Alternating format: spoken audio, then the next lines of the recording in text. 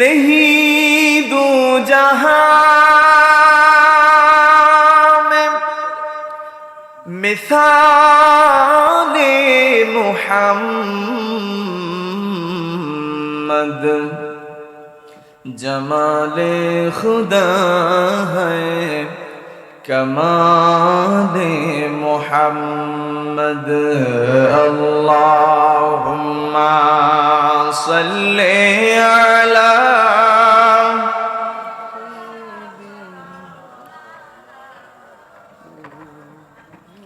वाला अली सय्यिदिना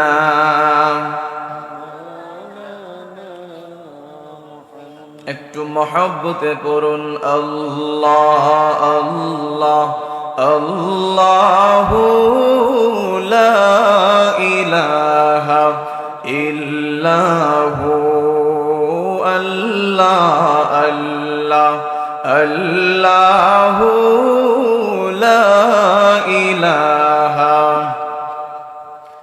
গুনাহগারের গুনাহ ঝরে দুরুদে আপনার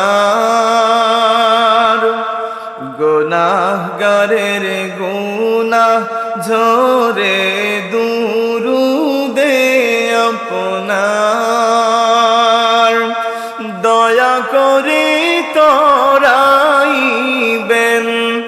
দয়া করে তরাইবেন উম্মত গুনাহগার নবীজি আল্লাহ আল্লাহ আল্লাহু লা ইলাহা ও আল্লাহ আল্লাহ আল্লাহু লা ইলাহা মক্কা ছেড়ে দয়াল নবীজি মদিনাতে যান মক্কা ছেড়ে দয়াল নবীজি মদিনাতে যান মায়ের দেশের জন্যে নবীজি মায়ের দেশের জন্যে নবীজি ফিরে ফিরে যান নবীজি আল্লাহ আল্লাহ আল্লাহু লা ইলাহা ইল্লাহু আল্লাহ আল্লাহ আল্লাহু লা ইলাহা লা ইলাহা ইল্লাল্লাহু মুহাম্মাদুর রাসূলুল্লাহ সাল্লাল্লাহু আলাইহি ওয়াসাল্লাম। সম্মানিত হাজিরিন, দেখেন আল্লাহ রাব্বুল আলামিন নিয়ামত দুই প্রকার দান করেছেন। নিয়ামত কয় প্রকার? আল্লাহ রাব্বুল আলামিন বান্দাদেরকে দুই প্রকারের নিয়ামত দান করেছেন। এক প্রকারের নিয়ামত হচ্ছে আম নিয়ামত, আর দ্বিতীয় প্রকারের নিয়ামত হচ্ছে খাস নিয়ামত। সুবহানাল্লাহ বলেন। এখন আমাদেরকে জানতে হবে আম নিয়ামত কোনগুলা আর খাস নিয়ামত কোনগুলা। আম নিয়ামত যেগুলা, এগুলো সবাই পায়। মুসলমান পায়, হিন্দু পায়, বৌদ্ধ পায়, খ্রিস্টান পায়, ইহুদিরা পায়, সবাই পায়, কাফের মুশরিক প্রত্যেকেই পায় আম নিয়ামত। সুবহানাল্লাহ বলেন।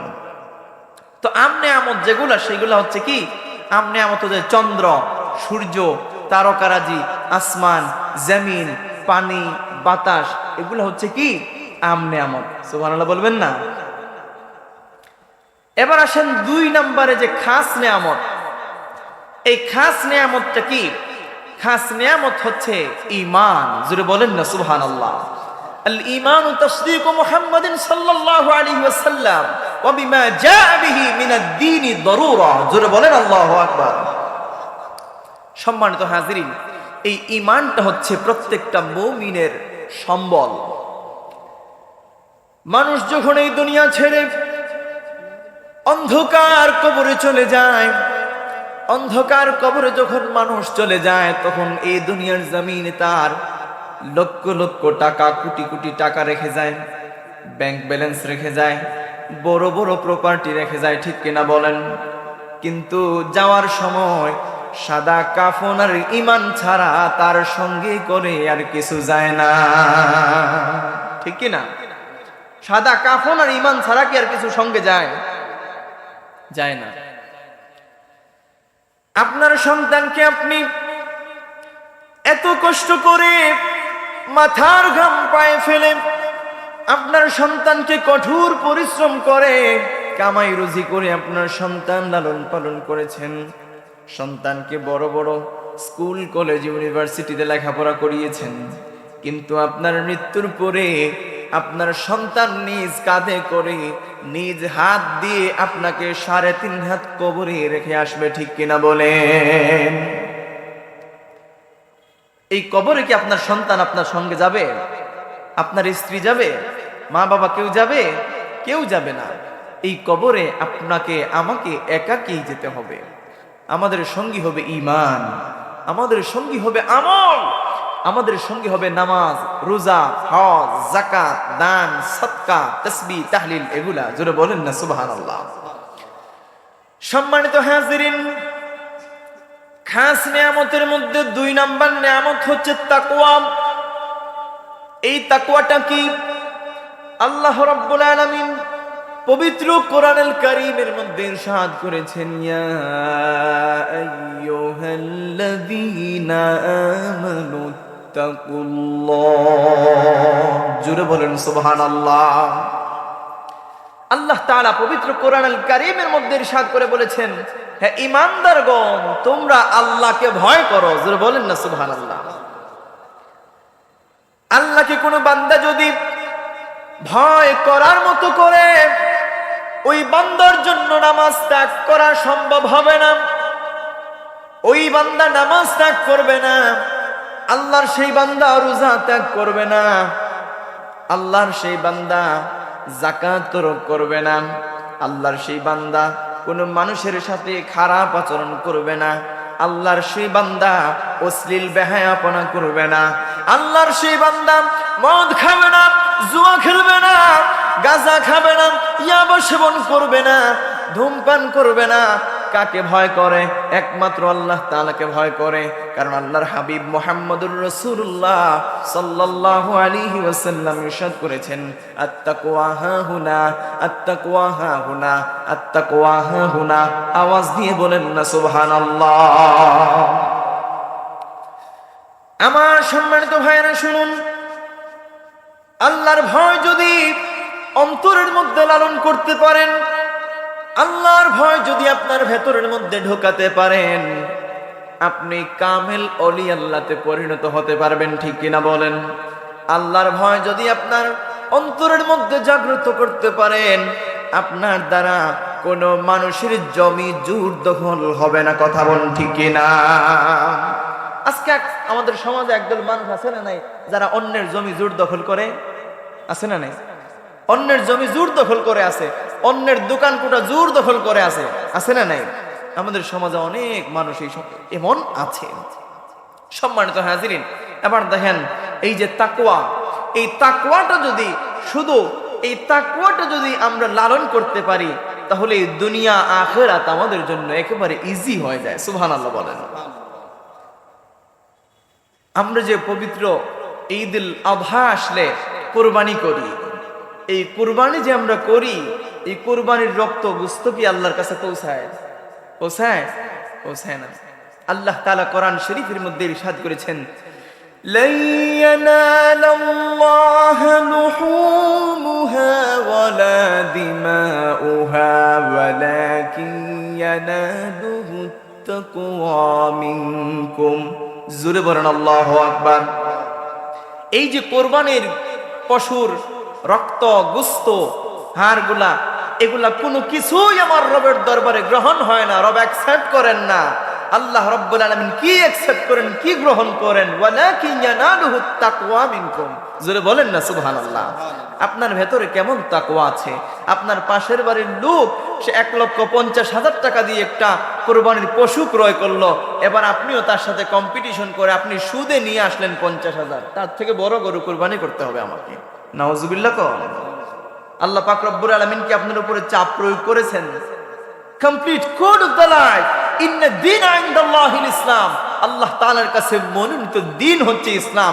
ইসলাম কারো উপর জোর জবরদস্তি করে না, জোরে বলেন না সুবহানাল্লাহ। ইসলাম একেবারে কঠিন নয় আর একেবারে সহজ নয়। ইসলাম কারো উপর চাপ প্রয়োগ করে না। সম্মানিত হাজিরিন, এই যে তাকওয়া, এই তাকওয়াটা যদি আমরা লালন করতে পারি তাহলে আমাদের ইহকালীন জিন্দেগি, পরকালীন জিন্দেগি, আমাদের উভয় জিন্দেগি আমাদের জন্য সহজ হয়ে যাবে। আমরা খুব ইজি ভাবে আল্লাহর তৈরি জান্নাতে প্রবেশ করতে পারবো। জোরে বলেন সুবহানাল্লাহ। সম্মানিত হাজিরিন, দেখেন আল্লাহ তাআলা বলছেন, ইয়া আইয়ুহাল্লাযীনা আমানুত্তাকুল্লাহ ওয়া কুনু মা'আস সাদিকিন। মুফাসসিরিনে কেরাম আয়াতের মধ্যে বলছেন যে, মুফাসসিরিনে কেরাম বলেন আয়াতের মধ্যে সকল মুসলমানদেরকে তাকওয়ার হেদায়েত দান করা হয়েছে। সুবহানাল্লাহ বলেন। কিসের হেদায়েত? তাকওয়ার হেদায়েত। এবার আসেন, আল্লাহ রাব্বুল আলামিন আরো বলছেন, ওয়া কুনু মা'আস সাদিকিন। আর সত্যবাদী লোকদের সঙ্গ ধরার জন্য, সাহচর্য লাভ করার জন্য আল্লাহ তাআলা উপদেশ দিয়েছেন, আদেশ করেছেন। জোরে বলেন না সুবহানাল্লাহ। এবার আসেন, আল্লাহ তাআলা উক্ত আয়াতে কারিমায় সত্যবাদীদের সঙ্গ ধরার কথা বললেন। এখন সত্যবাদী কারা, এটাও তো আমাদেরকে জানতে হবে। সত্যবাদী কারা? সত্যবাদী তারা যারা সৎ পথের উপর অবিচল, যারা আল্লাহকে বিশ্বাস করে, রাসূলকে বিশ্বাস করে, আল্লাহ রাব্বুল আলামিনের মকবুল বান্দারা যারা আছে তারা হচ্ছে সত্যবাদী। জোরে কন্যা সুবহানাল্লাহ। তো হক্কানি আউলিয়া কেরাম যারা আছেন নিঃসন্দেহে তারা সত্যবাদী। সুবহানাল্লাহ বলেন। এখন হক্কানি আউলিয়া কেরাম আমাদের বর্তমান যুগে তো পীরের কোনো অভাব নাই, ঠিক কিনা কোন?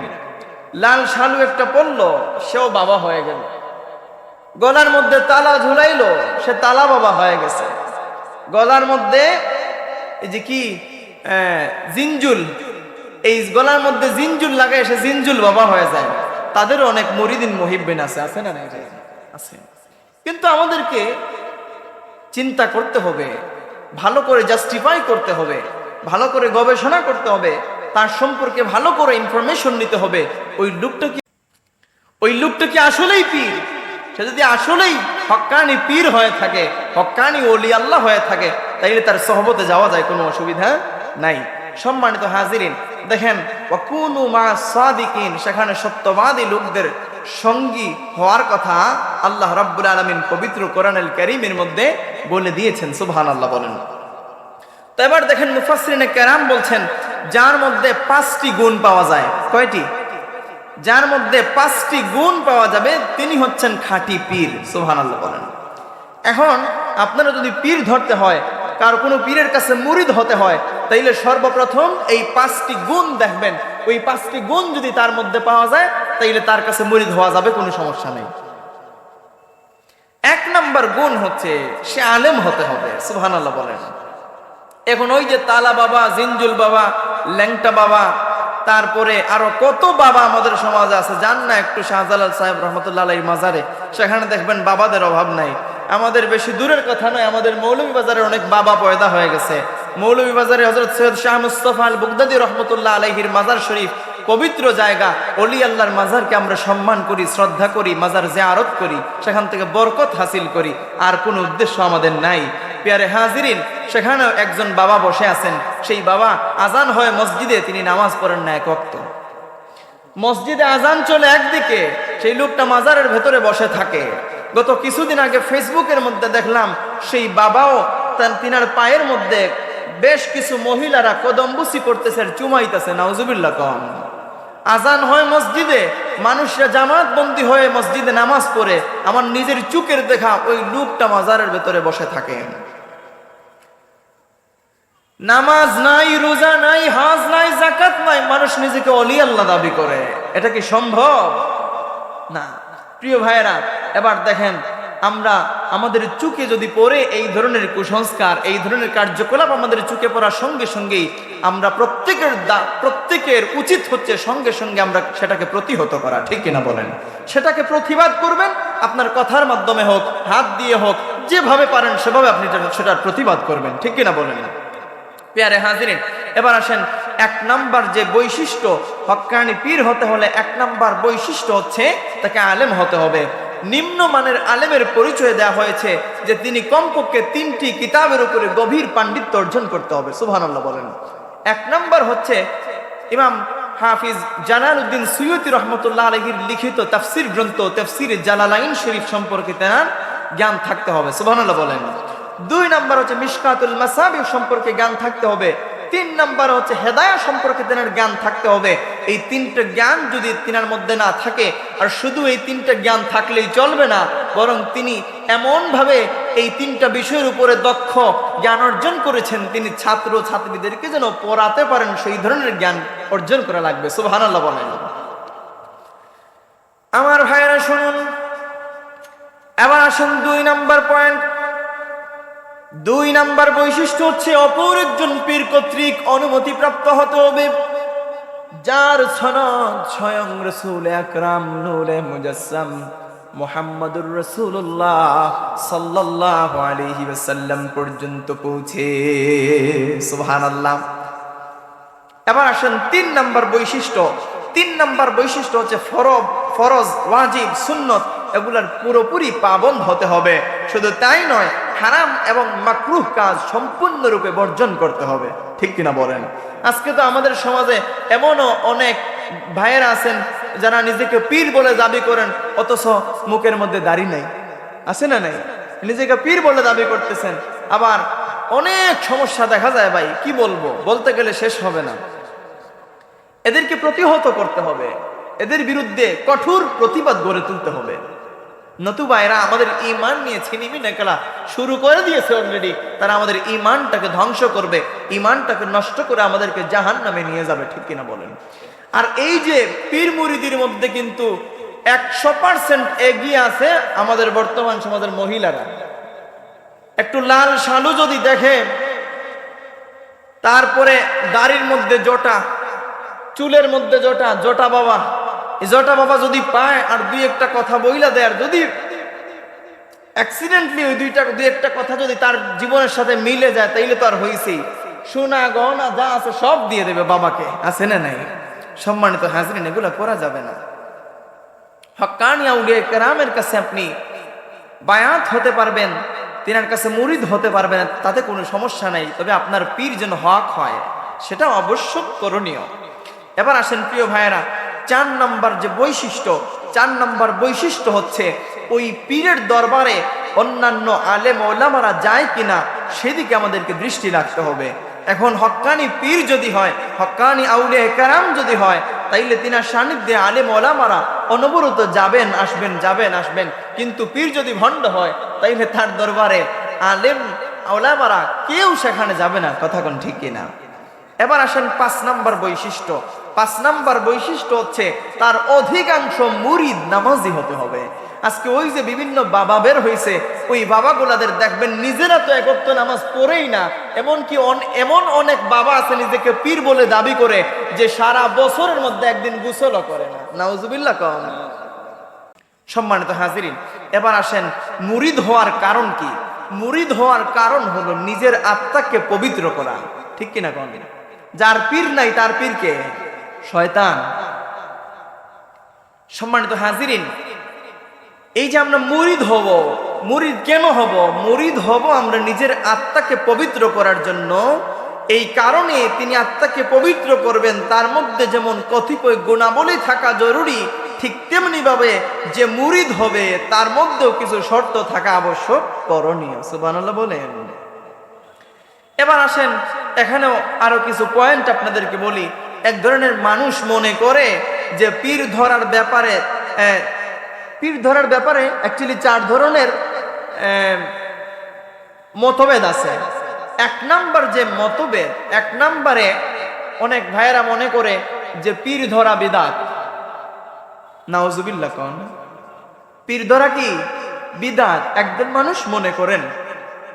আবার আরেকদল মানুষ মনে করেন যে পীরের কাছে বায়াত হওয়ার অর্থ হলো কিয়ামতের ময়দানে আমার পীর আমাকে পার করে দেবেন, আমার নামাজ লাগবে না, রোজা লাগবে না, হজ লাগবে না, যাকাত লাগবে না, দান সদকা লাগবে না, ফিতরা লাগবে না, মানুষের সাথে ভালো ব্যবহার করতে হবে না, কোনো কিচ্ছু করতে হবে না, আমি শুধু ভণ্ডামি করব, আমার পীর আমাকে পার করে দেবেন। জোরে বলেন না নাউজুবিল্লাহ। আরেকটা আওয়াজ দিয়ে বলা যায় না নাউজুবিল্লাহ? এবার আসেন 3 নম্বর যেই বৈশিষ্ট্যের কথা বলবো, তৃতীয় প্রকারের কিছু মানুষ মনে করে পীরের কাছে গেলে নিজের অপবিত্র আত্মা পবিত্র হবে। এটা ঠিক না বেঠিক? এটা ঠিক। হক্কানি আউলিয়া কেরামের দরবারে যদি আপনি যান, সেখান থেকে আপনি সহবত পাবেন। জৈনপুর দরবার শরীফ, বদরপুর দরবার শরীফ, ফুলতলি দরবার শরীফ, সারসিনা দরবার শরীফ, সোনাকান্দা দরবার শরীফ সহ যত হক সেলসেলা আছে, যত হক দরবার আছে, প্রত্যেকটা দরবারে যেয়ে দেখেন ভাই, আপনাকে ভণ্ডামির তালকিন তারা দেবে না। ঠিক কিনা বলেন? সেখানে আপনি যাওয়ার পরে আপনাকে বিভিন্ন অজিফা দেয়া হবে, বিভিন্ন জিকির আজগারের শিক্ষা দেয়া হবে, আপনাকে উপদেশ দেয়া হবে 5 ওয়াক্ত নামাজ ঠিকঠাক মতো পড়ার জন্য। আর এই যে এই কথাগুলো আমরা যদি মেনে চলতে পারি, তাহলেই আমাদের আত্মা পবিত্র হবে। জোরে বলেন না সুবহানাল্লাহ। এবার আসেন চতুর্থ প্রকারের মানুষ কারা? চতুর্থ প্রকারের মানুষ হচ্ছে তারা যারা বলে পীর ধরে লাভ নেই, আমার নিজের আত্মা পবিত্র আছে। আপনি কি বুঝতে পারবেন আপনার নিজের আত্মা যে পবিত্র আছে? একা কি তো বলা যায় না ভাই। এই প্রকারের লোকজন আমাদের সমাজে অহরহ আছে। আমাদেরকে তাদেরকে সঠিক পথের দিশা তাদেরকে পাইয়ে দিতে হবে। তাদেরকে শালীনতার ভিতরে থেকে কথাবার্তা বলে সুন্দর করে বোঝাতে হবে। প্রিয় ভাইয়েরা, হক্কানি আউলিয়া কেরামের সান্নিধ্যে যদি আপনি যান, হক্কানি আউলিয়া কেরামের সংস্পর্শে যদি আপনি যান, আপনিও কামিল ওলি আল্লাহ হতে পারবেন।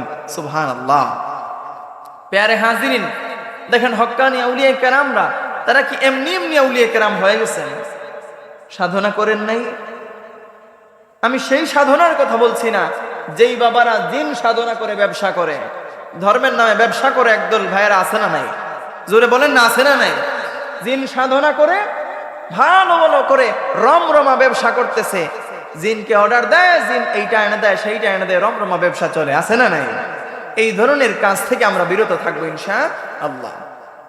সম্মানিত হাজিরিন, এবার দেখেন হক্কানি আউলিয়া কেরামের সংস্পর্শে যাওয়ার কারণে হযরত শাহজালাল মুজাররদি আমনি রহমতুল্লাহ আলাইহি তিনি কত বড় মাপের আল্লাহর ওলি, হক্কানি আউলিয়া কেরাম। তিনি এই জন্য আমাদের কাছে ইসলাম নিয়ে এসেছেন। আচ্ছা বলেন তো প্রিয় ভাইরা, আমরা যে মুসলমান হয়েছি, আমরা ধুতি খুলে লুঙ্গি পরিধান করেছি, টিকলি খুলে আমরা টুপি পরিধান করছি, এটা কার অবদান? জোরে বলেন না, কার অবদান? হযরত শাহজালাল মুজাররদি আমনি রহমতুল্লাহ আলাইহির অবদান। আর এই যে আল্লাহর মকবুল ওলি, তিনি আল্লাহর কাছে এত পছন্দনীয় হয়েছেন, এত মকবুলিয়ত অর্জন করেছেন। আল্লাহর ওলি হযরত শাহজালাল মুজাররদি আমনি রহমতুল্লাহ আলাইহি সুরমা নদীর উপরে জায়নামাজ বিছিয়ে সঙ্গী সাথীদেরকে নিয়ে নদী পার হয়ে গেলেন। জোরে বলেন না সুবহানাল্লাহ। আর জোরে বলেন আল্লাহু আকবার। হক্কানি আউলিয়া কেরামের বিরোধিতা কেউ করবেন না। হক্কানি আউলিয়া কেরামের বিরোধিতা যেই করবে সেই মরবে। ঠিক কিনা বলেন?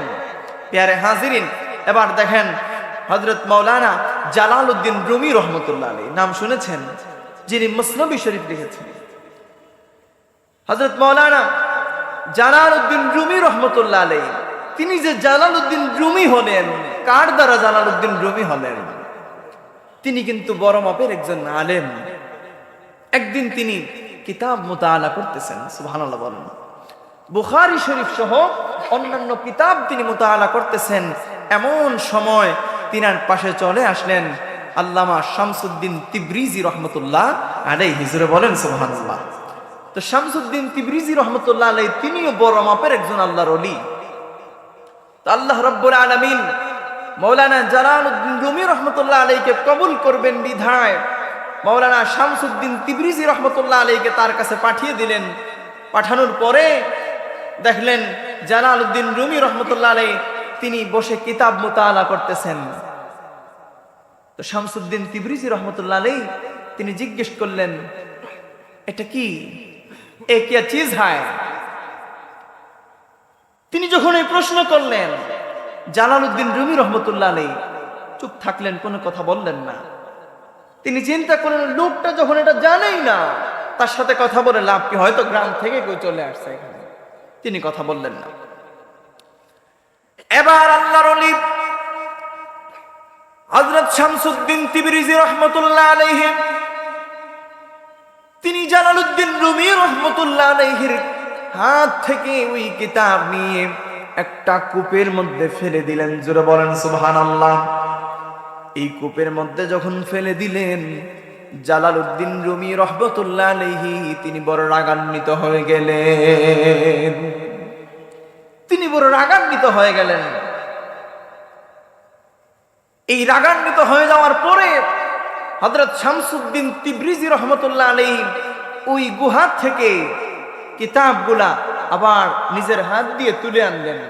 তুলে আনার পরে যখন জালালউদ্দিন রুমি রাহমাতুল্লাহ আলাইহির হাতে দিলেন, হাতে দেওয়ার পরে জালালউদ্দিন রুমি রাহমাতুল্লাহ আলাইহি কিতাবটা হাতে নিয়ে দেখেন ওই কিতাবটা সম্পূর্ণ 100% শুকনো।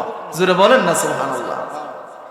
আচ্ছা বলেন তো ভাইরা, এই হাতের মোবাইলটা যদি আমরা নিক্ষেপ করি পানির মধ্যে, ওইটা কি ভিজবে নাকি শুকনো থাকবে?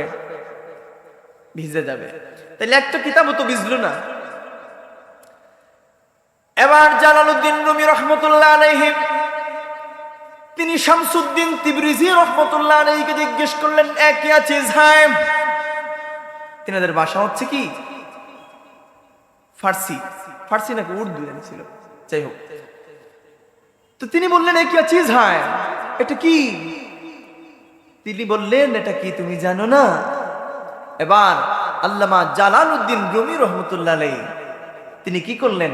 তিনি বায়াত গ্রহণ করলেন, তিনি মুরিদ হয়ে গেলেন আল্লামা শামসুদ্দিন তিবরিজি রাহমাতুল্লাহ আলাইহির কাছে। জোরে বলেন না সুবহানাল্লাহ।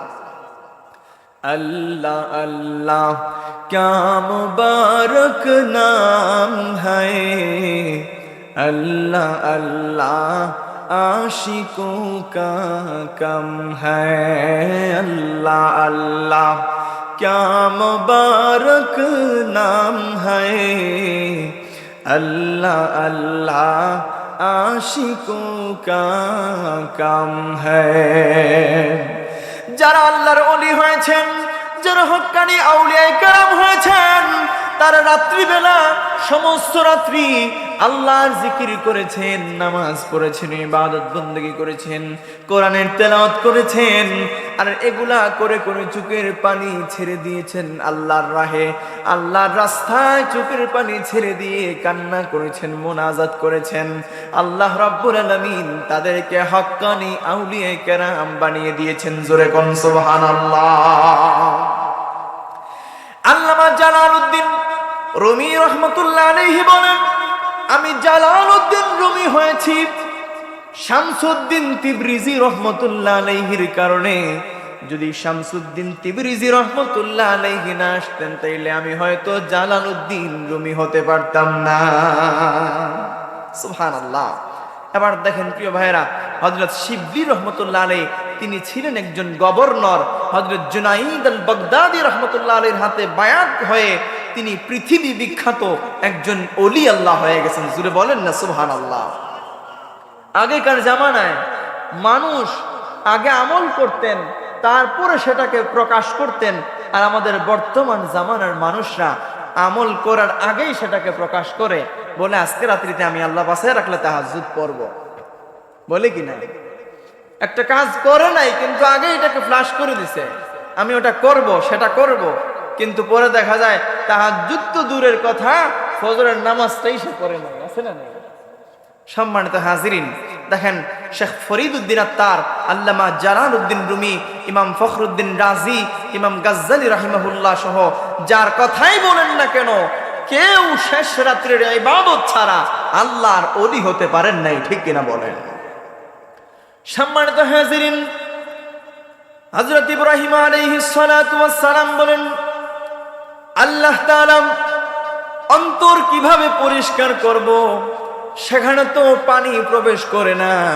আমাদের কাপড় যদি ময়লা হয়, কাপড় যদি ধুলোবালিতে ভরপুর হয়ে যায়, কাপড় ময়লা হওয়ার পরে আমরা যদি কিছু পাউডার নিয়ে সেটাকে গরম পানি দিয়ে ভিজিয়ে রাখি, তাইলে আমাদের কাপড় থেকে সেই ময়লাগুলো চলে যায়।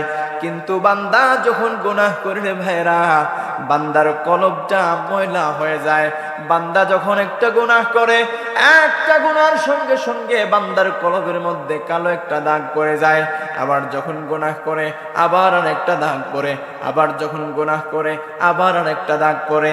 এইভাবে বান্দা যতবার গুনাহ করে ততবার বান্দার কলবের মধ্যে দাগ পড়তে পড়তে একেবারে বান্দার কলবটা কালো হয়ে যায়। এখন প্রশ্ন হচ্ছে, ওই কালো কলবটা পরিষ্কার করব কিভাবে? সেখানে আপনি কেরোসিনের মধ্যে কলব ভিজিয়ে রাখলে পরিষ্কার হবে? আর এই ধরনের কোনো সুযোগ আছে? শিরিষ কাগজ দিয়ে আপনি ওয়াশ করলে সেটা পরিষ্কার হবে? কোনো সুযোগ আছে? নাই। সেটা পরিষ্কার করবেন কিভাবে? সেখানে তো পানিও পৌঁছানো যায় না। আল্লাহ তাআলা বলেন, অন্তর নদীর পানিতে ধোয়া যায় না, ঝর্ণার পানিতে ধোয়া যায় না, বৃষ্টির পানিতে ধোয়া যায় না, মিনারেল ওয়াটার পানিতে ধোয়া যায় না। অন্তর ধুইতে হয়, অন্তর ধৌত করতে হয় নিজের চোখের পানি দিয়ে। রাত্রি যখন গভীর হয়, দুইটা চোখ বন্ধ করেন, তাহাজ্জুদের নামাজ আপনি আদায় করার পরে দুইটা চোখ বন্ধ করে আপনি আপনার মালিক, আরশের মালিক আল্লাহ তাআলার কাছে দুইটা হাত জোড় করে মুনাজাত করেন। আল্লাহ তাআলাকে বলেন, মালিক, জীবনে যত গুনাহ করেছি আমি ছাড়া আর আপনি ছাড়া আর দ্বিতীয় কেউ জানে না গো আল্লাহ। আল্লাহ তাআলা, আপনি যদি আমাকে মাফ না করে দেন, আমার তো যাওয়ার কোনো জায়গা নাই, আমার আর বলার মতো আর কেউ নাই, আমার তো দ্বিতীয় কোনো মালিক নাই, আমি দিন শেষে আপনার দুয়ারে এসে হাজির। আল্লাহ তাআলা, জীবনে যত গুনাহ করেছি, যত অন্যায় করেছি, যত অপরাধ করেছি, নিজের নফসের সাথে জুলুম করেছি, আল্লাহ তাআলা জীবনের সমস্ত গুনাহগুলো মাফ করে দেন। এইভাবে যদি আপনি প্রতিনিয়ত চোখের পানি ছেড়ে ছেড়ে আল্লাহর কাছে মুনাজাত করতে পারেন, আল্লাহর কাছে আপনি কান্না করতে পারেন, প্রিয় ভাইয়েরা, আপনার সেই চোখের পানি এক ফোঁটা পানি বিফলে যাবে না। আল্লাহ রাব্বুল আলামিন এই চোখের পানির খাতিরে আপনার জীবনের সমস্ত গুনাহ খাতা মাফ করে দেবেন। জোরে বলেন না সুবহানাল্লাহ। আমার সম্মানিত ভাইয়েরা শুনেন, এই যে তাহাজ্জুদের নামাজ, সেই তাহাজ্জুদের নামাজটা হবে একাকী গোপনে। সেই নামাজটা হচ্ছে চুরির নামাজ।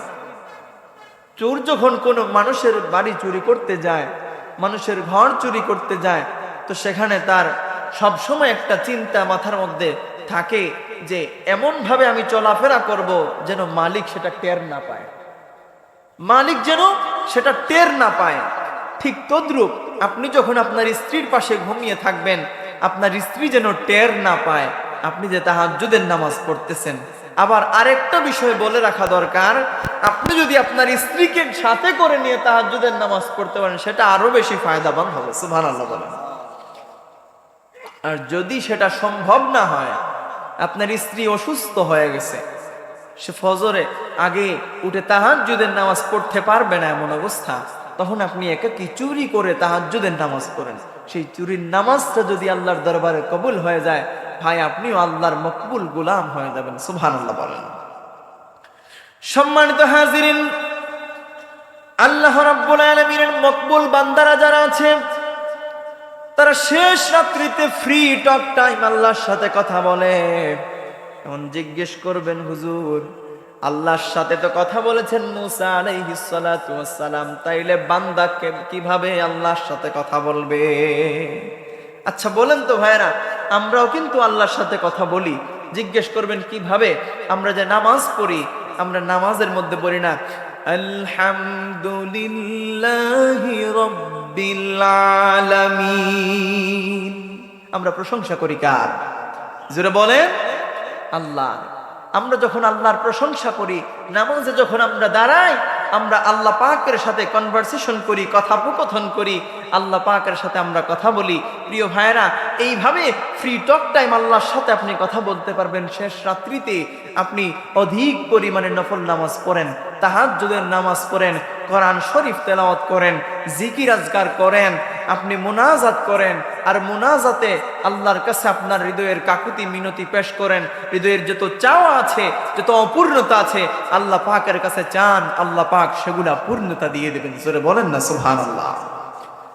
আপনার সন্তান বিদেশ যেতে পারছে না, আপনার সন্তানের বিদেশ যাওয়া হচ্ছে না, বারবার রিফিউজ হয়ে যাচ্ছে, আপনি গভীর রাত্রিতে আল্লাহ পাকের কাছে সাহায্য প্রার্থনা করুন, দেখবেন আল্লাহ পাক রব্বুল আলামিন আপনাকে সুন্দর ব্যবস্থা করে দেবেন। জোরে বলেন না সুবহানাল্লাহ।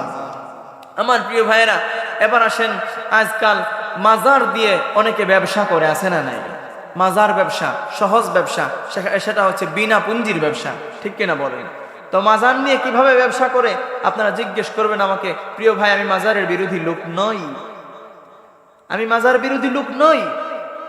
মাজার নিয়ে যারা ব্যবসা করে, রমরমা ব্যবসা করে, মাজারে ওরুসের নামে ল্যাংটা মহিলা এনে নাচানাচি করায়, তারপরে অবাধে নারী পুরুষ অবাধে মেলামেশা করে, এই ধরনের মাজার গুলাতে যে তারা যে আস্থানা তৈরি করে, সেখানে দেখবেন মদের আসর হয়, জুয়ার আসর হয়, ইয়াবার আসর হয়, বাবার আসর হয়, ফ্যান্সি ডিলের আসর হয়, জেনার আসর হয়। কথা বলেন ঠিক কিনা? সম্মানিত হাজিরিন, এই ধরনের অপকর্ম যত জায়গায় হবে, প্রিয় ভাইয়ের, আমি অত্যন্ত বিনয়ের সাথে বলি যে হক্কানি আউলিয়া কেরামরা কিন্তু অপরাধী নয়। এই যে ভণ্ডরা ভণ্ডামি করতেছে, এই জন্য যদি আপনি হক্কানি আউলিয়া কেরামকে নিয়ে কটাক্ষ করেন, কটূক্তি করেন, তাদের মাজারটাকে ভেঙ্গে দেন, সেটা কিন্তু সমস্যার সলিউশন নয়, ঠিক কিনা বলেন?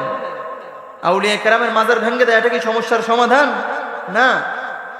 আপনার হাত দ্বারা একটা অপকর্ম হয়েছে, এই জন্য কি আপনি হাত কেটে ফেলবেন? আপনার দ্বারা একটা অন্যায় হয়েছে, এই জন্য কি আপনার ঠোঁট আপনি সেলাই করে দেবেন? না। প্রিয় ভাইয়েরা, এটা একটা উদাহরণ দিলাম। যত মাজারে এই ধরনের ওরসের নামে ভণ্ডামি হয়, আমি প্রত্যেক বছর প্রত্যেকটা মাহফিলে কমপক্ষে 10 মিনিট হলেও এই টপিক নিয়ে আলোচনা করি, কারণ বর্তমান জেনারেশনকে জাগ্রত করে দেওয়ার দরকার আছে না নাই? জোরে বলেন, দরকার আছে না নাই? এই বর্তমান জেনারেশনের ছেলেপেলেরা সব পারে। প্যারে হাজিরিন, এই জন্য বলবো, যত জায়গায় এই ধরনের অপকর্ম হবে, তত জায়গায় আমাদের প্রতিবাদ করতে হবে, প্রতিরোধ গড়ে তুলতে হবে। পারবেন তো ইনশাল্লাহ? যারা বলেন না, পারবেন তো ইনশাল্লাহ? প্যারে হাজিরিন, এবার আসেন কিছু আমলের কথা বলি। এই যে আপনি দৈনিক যদি 100 বার সুবহানাল্লাহ পাঠ করেন, দৈনিক 100 বার সুবহানাল্লাহ পাঠ করেন, তো একবার যদি আপনি সুবহানাল্লাহ পাঠ করেন, তাইলে বেহেশতে একটা গাছ রোপণ হয়। সুবহানাল্লাহ বলেন। আপনারা তো সুবহানাল্লাহ বলছেন না, মনে হচ্ছে জান্নাতে গাছ রোপণ করার দরকার নাই আপনাদের। জোরে বলা যায় না সুবহানাল্লাহ? দৈনিক যদি 100 বার করে সুবহানাল্লাহ পাঠ করেন, কত আমল, আল্লাহ কত সওয়াব আপনি পাচ্ছেন। দৈনিক 100 বার সুবহানাল্লাহ পড়বেন, 100 বার আলহামদুলিল্লাহ পড়বেন, 100 বার লা ইলাহা ইল্লাল্লাহ পড়বেন, 100 বার আল্লাহু আকবার পড়বেন। পারবেন তো ইনশাআল্লাহ? এবার আসুন, দৈনিক 200 বার দুরূদ শরীফ পড়বেন আর 100 বার ইস্তিগফার শরীফ পড়বেন, আপনার জীবনটা পরিবর্তন হয়ে যাবে। সুবহানাল্লাহ বলেন। এই যে দুরূদ শরীফ, সেই দুরূদ শরীফের উপর আপনি যদি আমল করতে পারেন, সেই দুরূদ শরীফের উপরে আমল করার কারণে আপনি আল্লাহর হাবিব মুহাম্মদুর রাসূলুল্লাহ সাল্লাল্লাহু আলাইহি ওয়াসাল্লামের দিদারও পেতে পারেন। সুবহানাল্লাহ বলেন। তো সম্মানিত হাজিরিন, আমি একজন মকবুল ওলি আল্লাহর একটা ঘটনা বলি, কিতাব থেকে বলছি। দিল্লি জামে মসজিদের খতিব হযরত শাহ ওয়ালিউল্লাহ মুহাদ্দিসে দেহলভী রহমাতুল্লাহ আলাইহি, নাম শুনেছেন আপনারা? শাহ ওয়ালিউল্লাহ মুহাদ্দিসে দেহলভী রহমাতুল্লাহ আলাইহি বড় মাপের একজন আল্লাহর ওলি। তো তিনি যখনই মসজিদে এসে প্রবেশ করতেন, মসজিদে যখনই এসে তিনি প্রবেশ করতেন, তখন তিনার মাথার মধ্যে একটা ঘুমটা থাকতো, রুমাল দিয়ে তিনি ঘুমটা দিতেন মাথার মধ্যে। তিনি রুমাল দিয়ে মাথার মধ্যে ঘুমটা দিয়ে মসজিদ এসে প্রবেশ করতেন।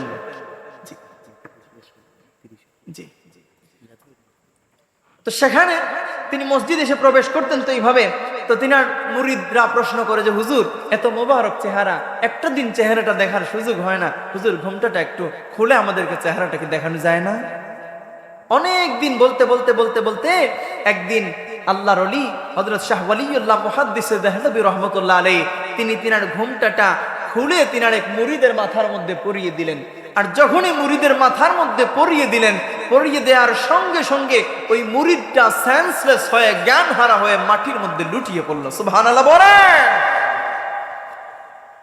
এবার উপস্থিত মুসল্লিয়ানে কেরাম জানতে চাইলেন, ওই লোকটা যখন জ্ঞান ফিরে পেল, জ্ঞান ফিরে পাওয়ার পরে ওই লোকটার কাছে জানতে চাইলেন, তুমি জ্ঞান হারা হয়ে গেলে কেন? ওই লোকটা বলল, মসজিদ ভরা মুসল্লি, যখনই আমি হুজুরের মাথা থেকে রুমালটা আমার মাথার মধ্যে দিলাম, মাথার মধ্যে রুমাল দেওয়ার সঙ্গে সঙ্গে এই মসজিদের মধ্যে 5 থেকে 7 জন মানুষ ছাড়া আমি আর কোনো মানুষ দেখতে পাই নাই, দেখেছি শুধু শিয়াল আর কুকুর। নাউজুবিল্লাহ বলেন। তো হক্কানি আউলিয়া কেরামরা তারা এমন, তাদের সামনে গেলে আপনার ভেতরে কি আছে তারা ওটা সিটি স্ক্যান করে দেখতে পারে, ঠিক কিনা বলেন? ইত্তাকু ফিরাসাতাল মুমিনি ফাইন্নাহু ইয়ানজুরু বিনূরিল্লাহ। জোরে বলেন না সুবহানাল্লাহ। সম্মানিত হাজিরিন, এই জন্য আমরা হক্কানি আউলিয়া কেরামের সংস্পর্শে যাব, হক্কানি আউলিয়া কেরামের সান্নিধ্য আমরা অর্জন করব। আমরা যদি হক্কানি আউলিয়া কেরামের সংস্পর্শে যেতে পারি, আমরা সঠিক পথের দিশা পাবো, আমরা ইহদিনাস সিরাতাল মুস্তাকিমের পথ দেখতে পাবো। আল্লাহ রাব্বুল আলামিন যেন আমাকে সহ আপনাদের সবাইকে আমল করার তৌফিক ভিক্ষা দান করেন। সকলে পড়ি আমিন। আমি আমার আলোচনা এখানেই শেষ করছি। ওয়া আখিরু দাওয়ানা আনিল হামদুলিল্লাহি রাব্বিল আলামিন।